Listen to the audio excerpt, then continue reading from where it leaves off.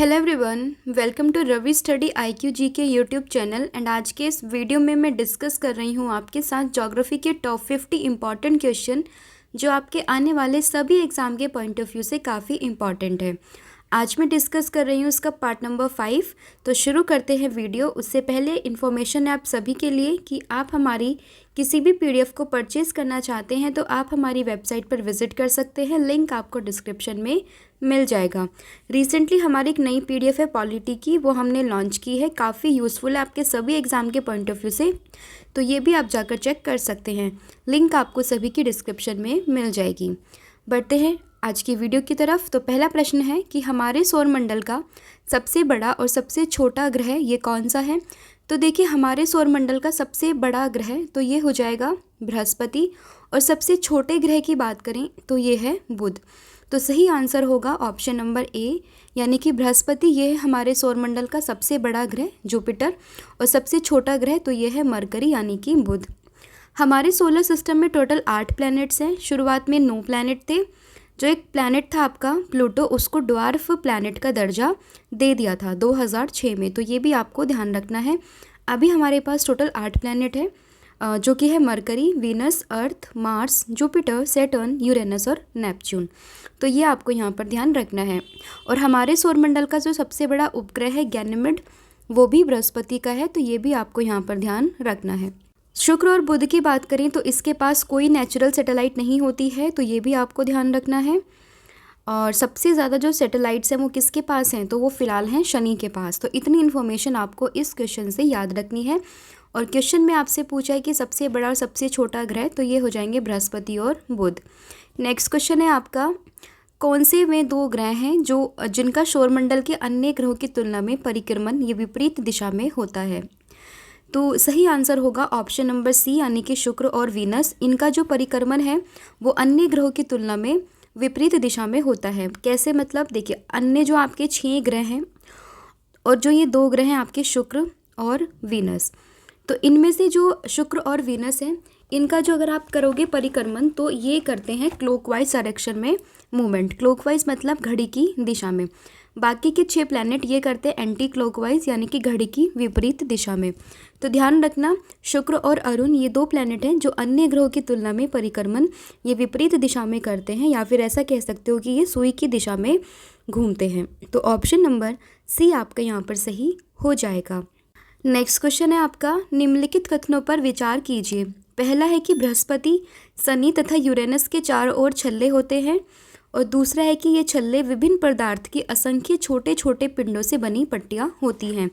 तो पहला स्टेटमेंट आपका सही है कि ये बृहस्पति, शनि और यूरेनस के चारों ओर छल्ले होते हैं। तो पहली स्टेटमेंट आपकी हो गई है सही कि इनके चारों ओर क्या होते हैं, छल्ले होते हैं, और ये जो छोटे छोटे पिंड हैं इनसे ये बनते हैं, तो ये बात भी सही है।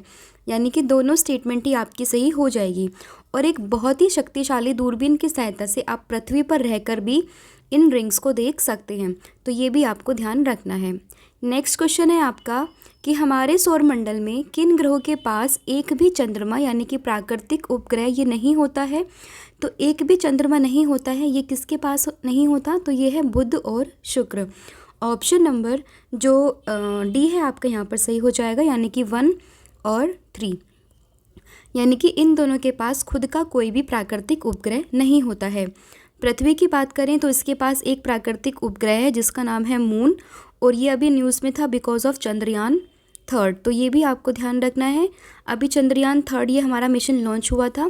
पहली कंट्री बनी है हमारी इंडिया, जो कि मून के साउथ पोल पर गई है, और ओवरऑल ये 4th कंट्री बन गई है जिसने मून पर अपना कदम रखा है। 23 अगस्त 2023 को ये लैंड हुआ था हमारे मून पर, और 14 जुलाई 2023 में इसको हमने लॉन्च किया था। तो ये भी आपको ध्यान रखना है। और ये लॉन्च किसके द्वारा किया गया है, इसरो के द्वारा। इसके चेयरमैन है एस सोमनाथ। मुख्यालय है इसका बेंगलोर में, और जो इसकी स्थापना हुई थी वो कब हुई थी, तो ये हुई थी 1969 में। तो ये भी आपको यहाँ पर ध्यान रखना है। और ये छोड़ा कहाँ से गया था, सतीश धवन स्पेस सेंटर, जो कि कहाँ पर है, श्री हरि कोटा में है। तो ये देखिए एक्स्ट्रा इन्फॉर्मेशन मैंने आपको बताई है जो कि आपको याद रखनी है। सैटर्न की बात करें यानी कि शनि की, तो सबसे ज़्यादा जो उपग्रह हैं किसी प्लैनेट के तो वो हैं शनि के, तो ये भी आपको यहाँ पर ध्यान रखना है। नेक्स्ट क्वेश्चन है आपका, नीचे दिए गए ग्रहों में सबसे अधिक चंद्रमा ये किसके हैं? तो अभी मैंने आपको बताया, तो ये है शनि के, ऑप्शन नंबर ए। बृहस्पति के पहले बहुत ज़्यादा हुआ करते थे प्राकृतिक उपग्रह, लेकिन अब ये दूसरे स्थान पर आ चुका है। लेकिन सबसे बड़ा जो उपग्रह है गैनेमिड, ये किसका है? ये बृहस्पति का ही है। मंगल की बात करें तो इसके दो फेमस हैं, एक तो फिमॉस और एक डिबॉस, तो ये भी आपको ध्यान रखना है। नेक्स्ट है आपका प्रश्न कि निम्नलिखित में से कौन सा कथन इनमें से सत्य है? देखिए ऐसे क्वेश्चन में बच्चे काफ़ी गलत कर देते हैं, क्योंकि वो सत्य असत्य नहीं ये सब अच्छे से नहीं पढ़ पाते हैं। तो मैं आपको सजेस्ट करूँगी कि पहले आपको इन स्टेटमेंट को अच्छे से पढ़ना और हाईलाइट करना है कि वो क्या पूछ रहे हैं, ट्रू स्टेटमेंट और फॉल्स स्टेटमेंट। तो यहाँ पर पूछा गया है कि उपग्रह अपने ग्रहों की परिक्रमा करते हैं और साथ ही साथ सूर्य की परिक्रमा भी करते हैं, तो क्या ये स्टेटमेंट सही है? तो ये स्टेटमेंट बिल्कुल सही है, क्योंकि देखिए हमें पता है कि ये आपका सन है, सन के बराबर में आपके डिफरेंट प्लैनेट्स रहते हैं और प्लैनेट्स के आसपास ही जो है सैटेलाइट्स घूमती रहती हैं। और हमें पता है कि जो सैटेलाइट्स हैं वो ग्रह के चक्कर काटती है और ग्रह तो वो चक्कर काटते हैं सूर्य के। तो जब वो सूर्य के चक्कर काटेंगे और ग्रह के आसपास वाली सैटेलाइट्स वो अपने आप ही सूर्य के चारों ओर घूमना शुरू कर देंगे, तो इसीलिए पहली स्टेटमेंट आपकी सही हो जाएगी। दूसरी आपकी स्टेटमेंट है कि पृथ्वी के उपग्रह चंद्रमा का व्यास पृथ्वी के व्यास का आधा है, तो देखिए ये आधा नहीं है बल्कि 1/4 है, तो ये भी आपको यहाँ पर ध्यान रखना है। नेक्स्ट क्वेश्चन है आपका, प्राचीन भारत के प्रसिद्ध खगोल शास्त्री कौन थे? तो प्राचीन भारत के प्रसिद्ध खगोल शास्त्री, इनका नाम था आर्यभट्ट, ऑप्शन नंबर सी यहाँ पर आपका सही हो जाएगा। पाणिनि की बात करें तो फादर ऑफ संस्कृत के नाम से इनको जानते हैं, संस्कृत व्याकरण के बारे में इन्होंने बताया था। अरस्तु की बात करें तो फादर ऑफ बायोलॉजी, और नागार्जुन की बात करें तो इन्हें भारत के आइंस्टीन के नाम से जाना जाता है, यानी कि इंडिया आइंस्टीन के नाम से इनको जानते हैं, तो ये भी आपको यहाँ पर ध्यान रखना है। तो यहाँ पे पूछे प्रसिद्ध खगोल शास्त्री प्राचीन भारत के, तो ये हो जाएंगे आर्यभट्ट। नेक्स्ट है, नीचे दिए गए कथन एवं कारण पर विचार कीजिए। पहला है कि पृथ्वी से हमें चंद्रमा का केवल एक ही भाग दिखाई देता है। कारण है इसका कि चंद्रमा के द्वारा पृथ्वी का एक चक्कर पूरा करने में लगने वाला समय अपने अक्ष पर एक चक्कर पूरा करने में लगने वाले समय से अधिक है। तो देखिए पहली स्टेटमेंट तो आपकी सही है कि चंद्रमा का सिर्फ हम एक ही हिस्सा देख पाते हैं। इसका कारण ये है कि पृथ्वी का एक चक्कर पूरा करने में जो मून को समय लगता है कितने 27 दिन का समय लगता है, ठीक है, और इतना ही समय इसको अपने अक्ष पर चक्कर लगाने में लगता है। तो जब दोनों ही समय आपके बराबर रहते हैं तो उस कंडीशन में हम सिर्फ चंद्रमा का एक ही हिस्सा देख पाते हैं, दूसरा हिस्सा उसका नहीं देख पाते। तो ये भी आपको यहाँ पर ध्यान रखना है। तो सिर्फ आपका मतलब ए स्टेटमेंट सही होगा, तो ऑप्शन नंबर सी आपका यहाँ पर सही हो जाएगा। नेक्स्ट आपका प्रश्न है कि नीचे दिए गए कथनों पर विचार कीजिए। तो पहला है आपका, सूर्य के चारों ओर चक्कर लगाने वाले पत्थरों के छोटे छोटे टुकड़ों को उल्का पिंड कहते हैं। और दूसरा स्टेटमेंट है कि खुले आकाश में फैली एक छोर से दूसरे छोर तक की चौड़ी सफ़ेद पट्टी जो कि लाखों तारों का समूह है, आकाश गंगा कहते हैं। तो देखिए दोनों ही स्टेटमेंट आपकी सही है। वो कैसे कि देखिए उल्का पिंड जो है वो सूर्य के चारों ओर चक्कर लगाने वाले छोटे छोटे पत्थर्स होते हैं, तो ये भी आपकी बात सही है। और खुले आकाश में फैली एक छोर से दूसरे छोर तक की जो पट्टी है इनको आकाश गंगा कहते हैं, तो ये बात भी आपकी बिल्कुल सही है। और इसका नाम आकाश गंगा क्यों पड़ा? क्योंकि देखिए प्राचीन भारत में इसकी कल्पना आकाश में एक प्रकाश की बहती नदी से की गई थी, तो इस प्रकार इसका नाम आकाश गंगा पड़ा। और हमारी जो ये ब्रह्मांड है वो लाखों आकाश गंगाओं से मिलकर ही बनी है, तो ये भी आपको यहाँ पर ध्यान रखना है। अब देखिए यहाँ पर मैंने लास्ट क्वेश्चन में आपको ये बताया था चंद्रमा के बारे में, तो आप यहाँ से एक और फैक्ट याद रख सकते हैं कि चंद्रमा पर जाने वाले प्रथम व्यक्ति ये थे नील आर्मस्ट्रॉन्ग। और ये कब गए थे? ये गए थे 20 जुलाई 1969 को, ठीक है। लेकिन मतलब ये रिलीज़ किया था डेटा नासा के द्वारा। लेकिन अगर बात करें एनसीईआरटी के अकॉर्डिंग तो ये इन्होंने डेट दी हुई है 21 जुलाई, ठीक है। तो दोनों ही आपको ध्यान रखना है, तो ये एक्स्ट्रा फैक्ट था, ये भी आपको यहाँ पर ध्यान रखना है। नेक्स्ट आपका प्रश्न हो जाएगा कि विषुवत व्रत के संदर्भ में नीचे दिए गए कथनों पर विचार कीजिए। तो पहला है कि विषुवत व्रत 0 डिग्री अक्षांश को प्रदर्शित करता है। तो ये बात आपकी सही है कि ये जो लाइन है ये 0 डिग्री इक्वेटर को शो करती है। दूसरा है कि विषुवत व्रत से ध्रुव की ओर जाने पर अक्षांशों का आकार घटता है। तो देखिए ये बात भी आपकी सही है कि जैसे जैसे आप ध्रुव की तरफ जाओगे तो ये जो आकार है ना आपका, ये धीरे धीरे आपका कम होता चला जाएगा।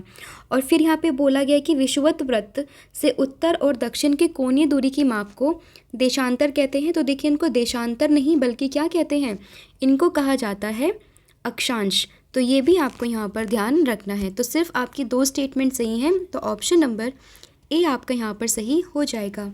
नेक्स्ट है आपका प्रश्न कि नीचे दी गई सूची इनको आपस में आपको मैच करना है। तो देखिए कर्क रेखा ये मैच करेगी आपकी 23.5 नॉर्थ, मकर रेखा तो ये मैच करेगी आपकी 23.5 साउथ, उत्तर ध्रुव वर्त तो 66.5 नॉर्थ और ये हो जाएगा 66.5 साउथ। ग्लोब पे अगर हम समझने की कोशिश करें तो देखिए ये आपका होता है बीच में इक्वेटर 0 डिग्री, इसके ऊपर आपका ये है 23.5 नॉर्थ और नीचे आपका 23.5 साउथ, इसके ऊपर आपको 66.5 नॉर्थ एंड देन नीचे 66.5 साउथ। और यहाँ पे आपके 2 पोल्स होते हैं, north pole and south pole. तो देखिए इक्वेटर जो है ना पूरी पृथ्वी को 2 इक्वल भागों में बांट देता है। इसके ऊपर वाला हिस्सा आपका नॉर्दर्न हेमिस्फीयर कहलाता है, इसके नीचे वाला आपका सदर्न हेमिस्फीयर कहलाता है। तो यहाँ से 23.5 पर जो रेखा है इसको कहते हैं ट्रॉपिक ऑफ कैंसर, नीचे की तरफ है ट्रॉपिक ऑफ कैप्रिकॉन और north pole circle 66.5 north and south pole circle तो ये 66.5 साउथ। तो इसका सही सीक्वेंस है 2 3 4 1 यानी कि ऑप्शन नंबर ए आपका यहाँ पर सही हो जाएगा। नेक्स्ट है आपका प्रश्न कि मानसून शब्द की उत्पत्ति ये किस भाषा से हुई है। तो मानसून शब्द की उत्पत्ति ये हुई है अरेबिक वर्ड से। तो ऑप्शन नंबर जो ए है आपका यहाँ पर सही हो जाएगा। नेक्स्ट है आपका प्रश्न निम्नलिखित में से किस झील से नील नदी निकलती है।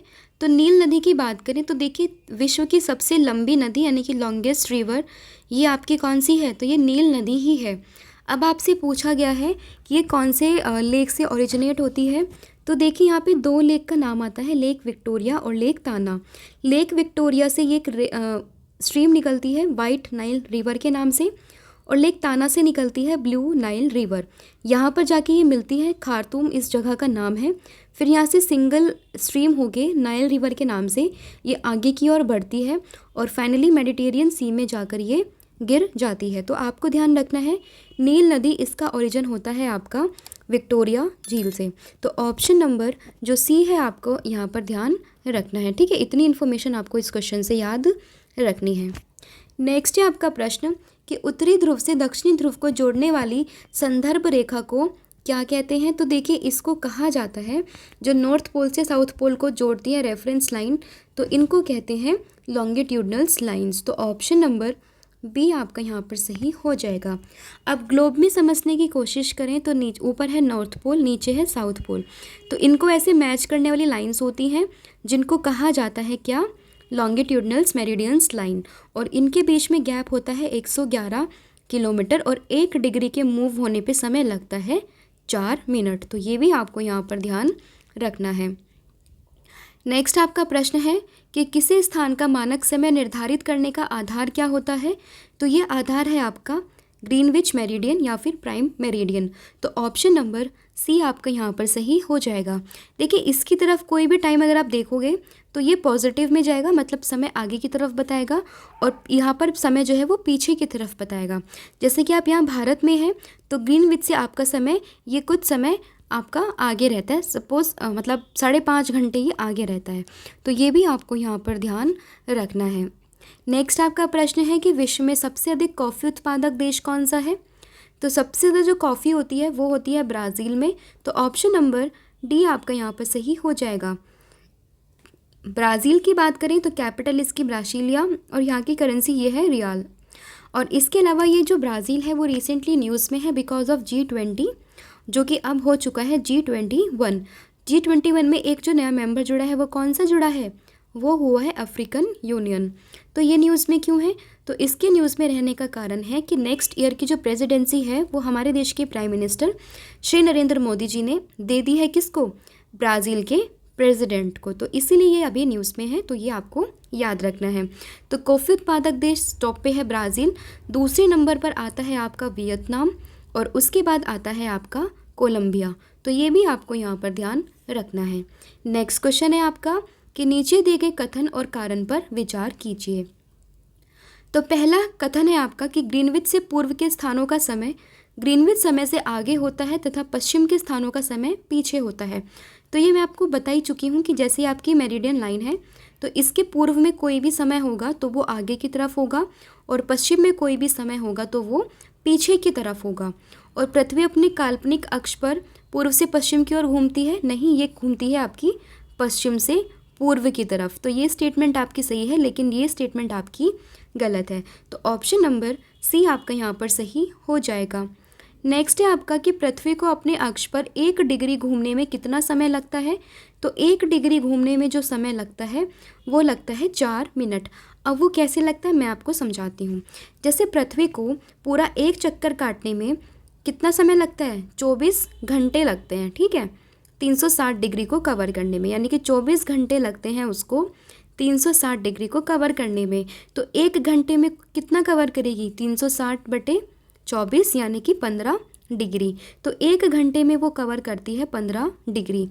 तो 1 घंटे में कितनी मिनट होती हैं? तो 1 घंटे में मिनट होती हैं 60 और 1 घंटा बराबर है 15 डिग्री के। तो 15 डिग्री बराबर 60 और 1 डिग्री आपसे पूछा है तो 1 डिग्री बराबर 60/15। तो सही आंसर आ जाएगा 4 मिनट। तो इसीलिए 1 डिग्री जब हम घूमते हैं तो हमें 4 मिनट का डिफरेंस देखने के लिए मिलता है। तो ऑप्शन नंबर जो ए है आपका यहाँ पर सही हो जाएगा। तो ये भी आपको यहाँ पर ध्यान रखना है, ठीक है। तो इतनी इन्फॉर्मेशन आपको यहाँ पर ध्यान रखनी है।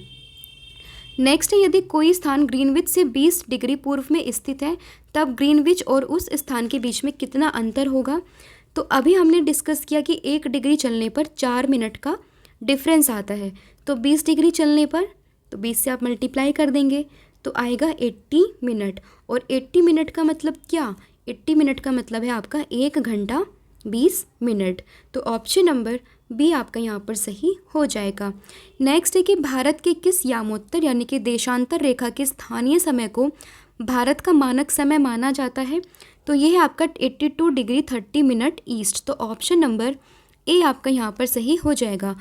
और ये कहाँ से होकर गुजरती है? तो ये उत्तर प्रदेश के मिर्ज़ापुर से होकर गुजरती है, लेकिन किसी किसी बुक में ये दिया गया है आपका इलाहाबाद का नैनी। तो ये भी आपको यहाँ पर ध्यान रखना है। नेक्स्ट आपका प्रश्न है, भारत का मानक समय ग्रीनविच के मानक समय से कितना आगे या पीछे है? तो देखिए ये तो आप समझ ही गए हो कि यहाँ पर आपका मेरिडियन लाइन है और भारत कहीं यहाँ पर पड़ता है, तो इससे तो ये आगे ही होगा, पीछे तो नहीं होगा। अब ये कितना आगे होगा तो ये आपको समझना है। हमारा जो इंडिया है उसका जो मेन IST है, इंडियन स्टैंडर्ड टाइम, ये 82 डिग्री 30 मिनट पर है। तो इसका मतलब ये इससे इतना आगे है। 1 डिग्री में हमारा कितना गैप आता है? 4 मिनट का। तो जब आप इसको कैलकुलेट करोगे तो ये आएगा 5 घंटा 30 मिनट, यानी कि 5.5 घंटे आगे है। तो ये आपको ध्यान रखना है। ऑप्शन नंबर ए इसका सही हो जाएगा। यानी कि अगर लंदन में 12 बज रहे हैं ना, तो हमारे देश में कितने बजे होंगे? 5:30। तो इस तरीके से आप इसको याद रख सकते हैं। नेक्स्ट है, नीचे दिए गए कथनों पर विचार कीजिए। पहला है पृथ्वी का अपने अक्ष पर घूमना, ये घूर्णन कहलाता है यानी कि रोटेशन। और पृथ्वी का सूर्य के चारों ओर घूमना उसे परिक्रमण यानी कि रिवोल्यूशन कहते हैं। तो दोनों ही स्टेटमेंट आपकी सही है कि अगर पृथ्वी अपने ही अक्ष पर घूमती रहती है तो उसको कहते हैं रोटेशन, अगर वो सूर्य के चारों ओर चक्कर काटती है तो उसको कहते हैं रिवोल्यूशन। तो यहाँ पर दोनों ही स्टेटमेंट आपकी सही हो जाएगी। नेक्स्ट है आपका प्रश्न कि पृथ्वी अपने अक्ष पर कितने डिग्री झुकी हुई है? तो पृथ्वी अपने अक्ष पर ये झुकी है 23.5 डिग्री। तो ऑप्शन नंबर जो सी है आपका यहाँ पर सही हो जाएगा। नेक्स्ट क्वेश्चन है आपका, सबसे उष्ण ग्रह ये कौन सा है? तो सबसे उष्ण ग्रह की बात करें तो ये है आपका वीनस, ऑप्शन नंबर बी। अब देखिए यहाँ पर ये सन है, इसके बाद आपका मरकरी, देन आपका वीनस, देन आपका अर्थ, कुछ इस तरीके से आपके प्लैनेट्स चलते हैं। तो बहुत से बच्चों के माइंड में ये डाउट आता है कि अगर सन के पास में मरकरी है तो ये गर्म ना होकर वीनस गर्म क्यों है? तो इसके पीछे का रीज़न ये है कि मरकरी का जो वायुमंडल है वो काफ़ी हद तक ख़त्म हो चुका है, लेकिन वीनस के पास में CO2 के मौजूद होने के कारण यहाँ का टेम्परेचर बहुत ज़्यादा बढ़ा हुआ होता है। तो ये भी आपको यहाँ पर ध्यान रखना है। बुध की बात करें तो हमारे सोलर सिस्टम का सबसे छोटा प्लैनेट है। पृथ्वी की बात करें तो इसको ब्लू प्लैनेट के नाम से जानते हैं, और मार्स इसको रेड प्लैनेट्स के नाम से जाना जाता है। ठीक है, तो ये भी आपको यहाँ पर ध्यान रखना है। बढ़ते हैं नेक्स्ट क्वेश्चन की तरफ। तो नेक्स्ट क्वेश्चन है आपका कि निम्नलिखित में से कौन सा ऋतुओं में परिवर्तन का कारण है। तो देखिए, ऋतुओं में परिवर्तन की बात करें तो इसका कारण है आपका सूर्य के चारों ओर पृथ्वी की स्थिति में परिवर्तन। तो ऑप्शन नंबर ए आपका यहाँ पर सही हो जाएगा। हालांकि जो ऋतुएं हैं उसके परिवर्तन में कुछ और फैक्टर्स भी आपके यहाँ पर मौजूद होते हैं, लेकिन जो मेन आप कह सकते हो तो वो है सूर्य के चारों ओर पृथ्वी की स्थिति में परिवर्तन। अगर आप डिटेल में जानना चाहते हैं कि कैसे ऋतुएं बदलती हैं, कैसे मौसम बदलते हैं, तो मैं आपके लिए सेपरेट एक वीडियो ले आऊँगी, लेकिन उसके लिए आपको पहले मुझे बताना पड़ेगा कि क्या आप ऐसी वीडियोस चाहते हैं जिसमें मैं आपकी कॉन्सेप्चुअल क्लैरिटी को क्लियर कर सकूं। आपका जो भी डाउट रहेगा जिस भी टॉपिक से, तो मैं आपको समझा सकती हूँ कि कैसे भूकंप आते हैं, कैसे वॉल्केनोज जो है इरप्ट होते हैं, कैसे आपका मौसम बदलते हैं, कैसे बारिश आती है। तो ये सारे कॉन्सेप्ट्स मैं आपको बता सकती हूँ। अगर आप इस तरीके की वीडियोज़ को चाहते हैं तो आप मुझे कमेंट सेक्शन में बता सकते हैं। तो बढ़ते हैं नेक्स्ट क्वेश्चन की तरफ, जो कि है कि आपको दो सूचियाँ आपस में मैच करना है। ये है आपके पास राष्ट्रीय उद्यान, तो इन्हें आपको आपस में मैच करना है। तो पहला है आपका बांदीपुर, तो बांदीपुर ये है आपका कर्नाटक में। दुधवा तो ये है उत्तर प्रदेश के लखीमपुर खीरी जिले में, तो आपको उसका ज़िला याद रखना है क्योंकि काफ़ी इंपॉर्टेंट है। सिमलीपाल तो ये है उड़ीसा, और सारिस्का तो ये है राजस्थान। तो सीक्वेंस होगा 3, 4, 2, 1, option number A. Next question है आपका, बाघा बॉर्डर किस रेखा के साथ सटा हुआ है। तो बाघा बॉर्डर की बात करें तो ये है रेड क्लिफ लाइन पे। ऑप्शन नंबर डी आपका यहाँ पर सही हो जाएगा। रेड क्लिफ ये किस किस के बीच में है, तो ये इंडिया और पाकिस्तान के बीच में है। ड्यूरेंट लाइन की बात करें तो ये अफ़गानिस्तान और भारत, या कई बार अफ़गानिस्तान और पाकिस्तान भी दे के रखते हैं, तो ये दोनों ही आपको याद रखने हैं। मैकमोहन की बात करें तो ये आपका इंडिया और चाइना के पास देखने के लिए मिलेगा। सरकरी कहाँ है, क्या डिस्प्यूट है, ये आप मुझे कमेंट सेक्शन में बताएंगे। ये आपके लिए होमवर्क है, आपको इसके बारे में पढ़ना है।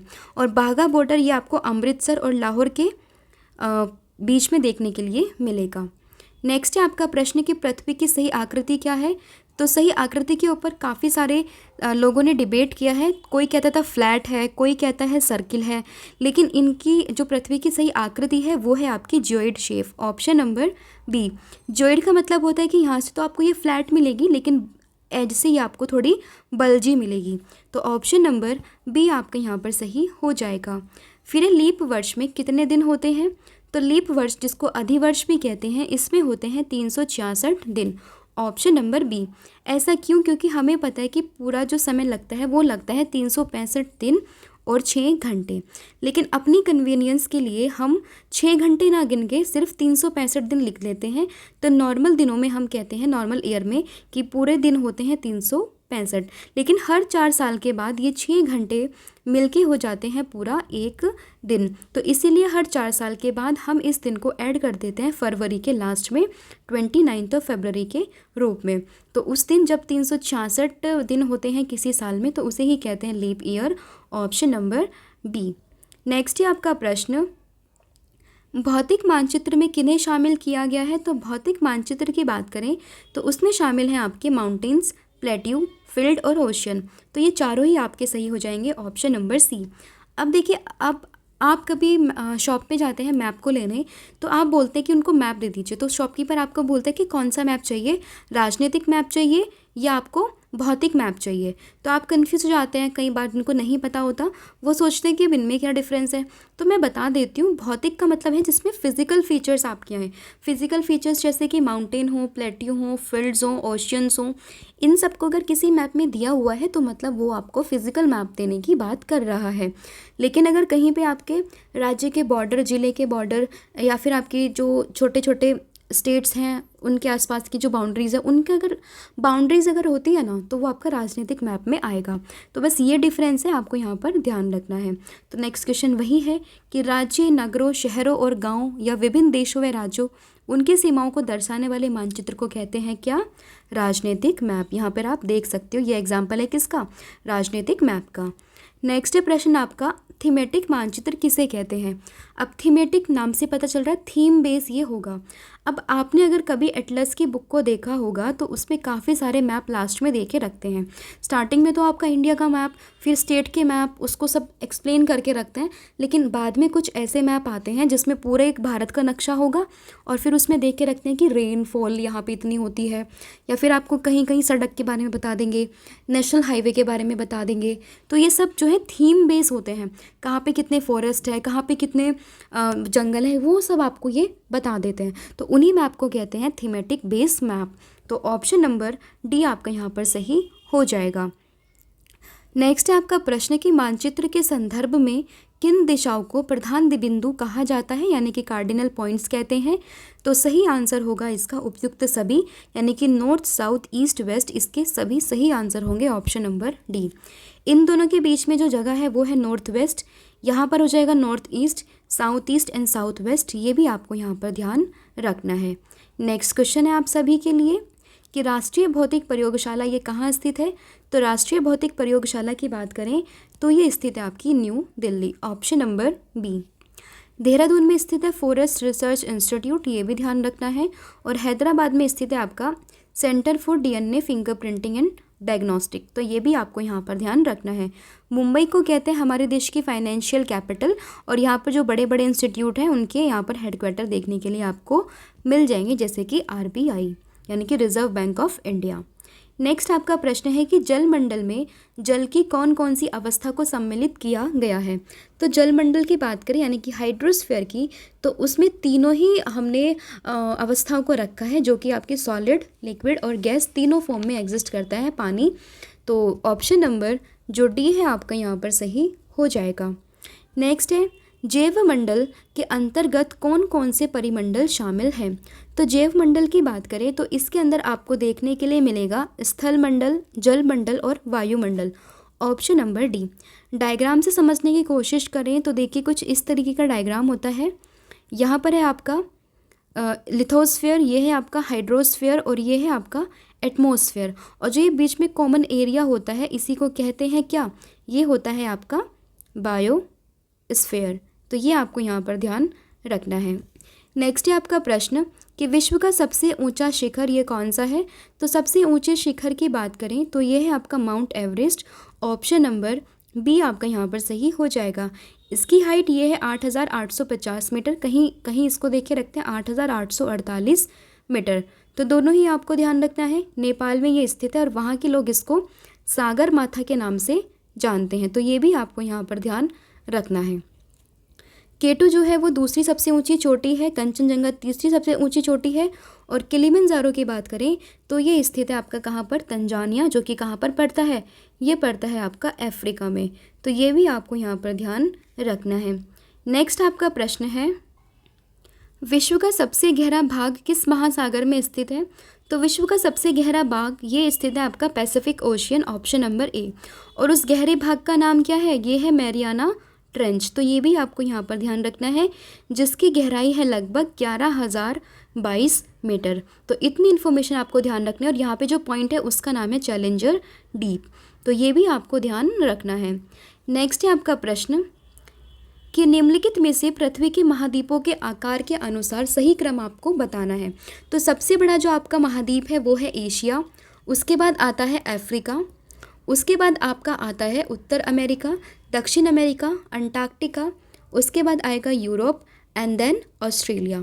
तो ये सीक्वेंस आपको ध्यान रखना है। सबसे बड़ा महाद्वीप है आपका एशिया, और सबसे छोटे की बात करें तो ये है आपका ऑस्ट्रेलिया। तो ये भी आपको यहाँ पर ध्यान रखना है। नेक्स्ट है आपका प्रश्न कि यूरोप तथा एशिया तथा यूरोप को अलग करने वाली स्थलीय संरचना में कौन कौन शामिल है? तो देखिए एशिया और यूरोप, इसकी जगह आपको लिखा मिल सकता है यूरेशिया, ठीक है, ये भी आपको लिखा हुआ मिल सकता है, क्योंकि जब आप एशिया और यूरोप को आपस में मिलाओगे तो ये बनता है आपका यूरेशिया, ठीक है। तो ये भी आपसे पूछ सकते हैं कि यूरेशिया को अलग करने वाली स्थलीय संरचना कौन कौन सी है? तो ये है आपकी यूराल माउंटेन्स और यूराल रिवर। तो ऑप्शन नंबर जो सी है आपके यहाँ पर सही होगा, 1 और 2 दोनों। नेक्स्ट है आपका प्रश्न कि वह कौन सा महाद्वीप है जिससे होकर कर्क रेखा यानी कि ट्रॉपिक ऑफ कैंसर, मकर रेखा यानी कि ट्रॉपिक ऑफ कैप्रिकॉर्न, विषुवत वृत्त यानी कि इक्वेटर ये पास होता है। तो देखिए ये आपका मैप देख सकते हैं, यहाँ पे north America, south America, Antarctica, Australia, इधर आपका हो जाएगा एशिया एंड देन ऊपर यूरोप। तो देखिए यहाँ पर आप देखोगे कि जो अफ्रीका है, अफ्रीका एकमात्र ऐसा कॉन्टिनेंट है जहाँ से ट्रॉपिक ऑफ कैंसर, इक्वेटर और ट्रॉपिक ऑफ कैप्रिकॉर्न तीनों गुजर रही हैं। तो सही आंसर हो जाएगा ऑप्शन नंबर ए यानी कि अफ्रीका। नेक्स्ट क्वेश्चन है आपका, एशिया को अफ्रीका से अलग करने वाली नहर का नाम क्या है? तो एशिया को अफ्रीका से अलग करने वाली नहर ये है आपकी कौन सी? Suez canal, option number B. Suez canal यहाँ पर आप देख सकते हो ये है, और इसके बराबर में एक पेनिनसुला है जिसका नाम है सिनाई पेनिनसुला, ये भी आपको ध्यान रखना है। और गाज़ा स्ट्रिप की लोकेशन भी आप याद रख सकते हैं। तो ये है आपका सही आंसर स्वेज नहर। अब देखिए स्वेज नहर की बात करें तो 1869 में इस नहर को जहाज़ों के आवागमन के लिए खोल दिया गया था, जिसके कारण जो यूरोप और एशिया के बीच की दूरी काफ़ी कम हो गई थी। ठीक है, तो ये भी आप ध्यान रख सकते हैं। कील नहर की बात करें तो ये उत्तर सागर और बाल्टिक सागर को आपस में जोड़ती है। ठीक है, उत्तर सागर और बाल्टिक सागर को ये आपस में जोड़ती है। और सू नहर की बात करें तो ये किस किस के बीच में है? लेक सुपीरियर और लेक ह्यूरोन के बीच में। और इन दोनों का नाम सुन के आपको कुछ याद आया होगा कि ये 5 ग्रेट लेक का हिस्सा है। 5 ग्रेट लेक कौन कौन सी हैं? Lake superior, lake Huron, lake Michigan, lake eri और लेक ओंटारियो। तो ये भी आपको ध्यान रखना है। नेक्स्ट है आपका प्रश्न कि उत्तर अमेरिका तथा दक्षिण अमेरिका महाद्वीप किस देश में मिलते हैं? तो ये मिलते हैं पनामा में। यहाँ पर एक कैनाल है पनामा कैनाल, तो ये है ऊपर आपका नॉर्थ अमेरिका और नीचे है आपका साउथ अमेरिका, और ये दोनों मिलते हैं यहाँ पर पनामा कैनाल पर। तो ये भी आपको यहाँ पर ध्यान रखना है। नेक्स्ट है कि दक्षिण अमेरिका महाद्वीप के संदर्भ में नीचे दिए गए कथनों पर विचार कीजिए। तो पहला है आपका कि इस महाद्वीप के पूर्व में प्रशांत महासागर और पश्चिम में अटलांटिक महासागर स्थित है। तो ये स्टेटमेंट गलत है। देखिए पूर्व में प्रशांत नहीं बल्कि अटलांटिक है, और पश्चिम में अटलांटिक नहीं बल्कि पैसिफिक है। तो ये तो आपका स्टेटमेंट हो जाएगी गलत। दूसरी है कि विश्व की सबसे लंबी पर्वत श्रृंखला एंडीज़ इसके उत्तर से दक्षिण की ओर फैली हुई है। तो ये स्टेटमेंट आपकी यहाँ पर सही है। और इस महाद्वीप की में विश्व की सबसे लंबी, सबसे बड़ी नदी, सबसे चौड़ी नदी है अमेज़न। तो ये बात भी सही है। तो यहाँ पर ऑप्शन नंबर जो बी है आपका यहाँ पर सही हो जाएगा कि सिर्फ 2 स्टेटमेंट और तीसरी स्टेटमेंट ये आपकी सही है। नेक्स्ट है आपका प्रश्न कि किस महाद्वीप को द्वीप महाद्वीप के नाम से जानते हैं, यानी कि आइलैंड माउंट कॉन्टिनेंट। तो आइलैंड कॉन्टिनेंट ये है आपका ऑस्ट्रेलिया। क्यों? क्योंकि चारों तरफ से ये समुद्र और महासागरों से घिरा हुआ है। तो ये भी आपको ध्यान रखना। सबसे छोटा जो महाद्वीप है वो हमारा कौन सा है? तो वो आपका ऑस्ट्रेलिया ही है। तो ये भी आपको यहाँ पर ध्यान रखना है, और ये पूरी तरीके से दक्षिणी गोलार्ध में स्थित है। नेक्स्ट आपका प्रश्न है कि अंटार्कटिका महाद्वीप के संदर्भ में नीचे दिए गए कथनों पर कौन सा कथन जो है वो सत्य है? तो पहला आपका स्टेटमेंट है कि दक्षिणी ध्रुव इस महाद्वीप के पूर्व किनारे पर स्थित है। तो ये आपका गलत है। देखिए दक्षिणी ध्रुव इसके पूर्व किनारे पे नहीं बल्कि मध्य में स्थित है, क्योंकि अंटार्कटिका जो है वो साउथ पोल पर है। यहाँ पे आप देखोगे अंटार्कटिका, तो ये साउथ पोल पर है और दक्षिणी ध्रुव इसके मिड में है, ना कि पूर्व में है। और यहाँ किसी भी प्रकार का स्थानीय मानव निवास नहीं करता। ये बात सही है, क्योंकि थ्रू आउट द ईयर यहाँ पे बर्फ़ जमी रहती है, और बर्फ़ रहने के कारण यहाँ पर स्थानीय मानव निवास नहीं कर सकते। तो सेकंड स्टेटमेंट यहाँ पर सही है। लेकिन यहाँ पर कुछ हमारे स्पेस मतलब कुछ रिसर्च स्टेशन हमने स्टैब्लिश किए गए हैं, वो ज़रूर यहाँ पर हैं, जैसे कि भारत की तरफ से हैं दक्षिण गंगोत्री, मैत्री और भारती। तो ये आपको ध्यान रखना है। दक्षिण गंगोत्री हो गया, मैत्री हो गया, और एक लास्ट में भारती। तो ये भी आपको यहाँ पर ध्यान रखना है। तो सिर्फ ऑप्शन नंबर जो बी है आपका यहाँ पर सही हो जाएगा, केवल 2। नेक्स्ट आपका क्वेश्चन है कि आकार के आधार पर महासागरों का सही क्रम क्या है। तो देखिए महासागर के सही क्रम की बात करें तो सबसे बड़ा आपका है पैसिफिक। ठीक है, पैसिफिक पहले नंबर पर आएगा। उसके बाद आपका आता है अटलांटिक, यानी कि ऑप्शन नंबर 3 यहाँ पे दूसरे नंबर पर आएगा। उसके बाद है आपका हिंद महासागर, फिर आपका आता है दक्षिणी महासागर, और लास्ट में आता है आपका आर्कटिक महासागर। तो ऑर्डर है इसका 1 3 2 4 5, 1 3 2 13245 यानी कि ऑप्शन नंबर डी। नेक्स्ट है आपका प्रश्न कि भारत का सबसे बड़ा गन्ना उत्पादक राज्य कौन सा है। तो सबसे ज़्यादा जो गन्ना है वो होता है आपका यूपी में। ऑप्शन नंबर बी आपका यहाँ पर सही हो जाएगा। वायुमंडल में मध्य मंडल किन दो मंडलों के बीच में होता है। तो देखिए ये पांचों मंडल आपको ध्यान रखना है। सबसे निचला मंडल है आपका क्षोभ मंडल और सबसे बाहर का है ये बाह्य मंडल। और आपसे पूछा मध्य मंडल, तो ये है किस किस के बीच में, आयन मंडल और समताप मंडल के बीच में। तो ऑप्शन नंबर जो बी है आपका यहाँ पर सही हो जाएगा। नेक्स्ट है नीचे दिए गए कथनों पर विचार कीजिए। पहला है कि वायुमंडल में उपस्थित नाइट्रोजन गैस सभी प्रकार के जीवधारियों की वृद्धि में सहायक होती है। तो ये स्टेटमेंट आपकी बिल्कुल सही है। और कार्बन डाइऑक्साइड गैस जो है पेड़ पौधों की वृद्धि में सहायक होती है, ये बात भी आपकी यहाँ पर सही है। तो दोनों ही स्टेटमेंट आपकी सही है। इसके अलावा हमें ये भी पता है कि वायुमंडल में सबसे ज़्यादा जो गैस हमारी मौजूद है वो नाइट्रोजन है लगभग 78%, और फिर आती है ऑक्सीजन लगभग 21%। तो ये भी आपको यहाँ पर ध्यान रखना है। तो यहाँ पर बी आपका यहाँ पर करेक्ट होगा, ऑप्शन नंबर 1 और दोनों ही आपकी यहाँ पर सही स्टेटमेंट हैं। लास्ट क्वेश्चन है आपका कि सिंबलबाड़ा राष्ट्रीय उद्यान भारत के किस राज्य में स्थित है। तो सिंबलबाड़ा की बात करें तो ये है आपका Himachal Pradesh, option number D. Madhya Pradesh की बात करें तो यहाँ पे काफ़ी सारे राष्ट्रीय उद्यान है, फेमस है इसमें कान्हा राष्ट्रीय उद्यान। उत्तराखंड में 2 हैं आपके, राजा जी और आपका एक है जिम कॉर्बेट, जो कि भारत का पहला राष्ट्रीय उद्यान था और इसका नाम भी शायद चेंज किया है अभी रामगंगा के नाम से। तो ये भी आपको ध्यान रखना है। और उड़ीसा में खारे पानी की झील है चिलिका लेक, और उसी के नाम पर एक आपका पक्षी अभ्यारण्य है चिलिका झील अभ्यारण्य। तो ये भी आपको यहाँ पर ध्यान रखना है। तो ये थे आपके 50 important question related to geography. Hopefully video आपको पसंद आया होगा। इस बीच जो भी मैंने आपसे क्वेश्चंस पूछे हैं आप उनके डिटेल आंसर्स मुझे कमेंट सेक्शन में बताओगे। साथ ही में जो मैंने आपसे पूछा है कि आपको कॉन्सेप्चुअल क्लैरिटी के लिए वीडियोस चाहिए टॉपिक्स पर, तो ये भी आप मुझे बता सकते हैं कमेंट सेक्शन में।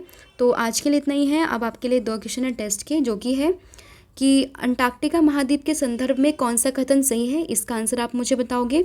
और दूसरा है कि वो कौन सा महाद्वीप है जिससे होकर कर्क रेखा, मकर रेखा और विषुवत वृत्त तीनों गुजरता है, इसका आंसर भी आप मुझे कमेंट सेक्शन में बताओगे।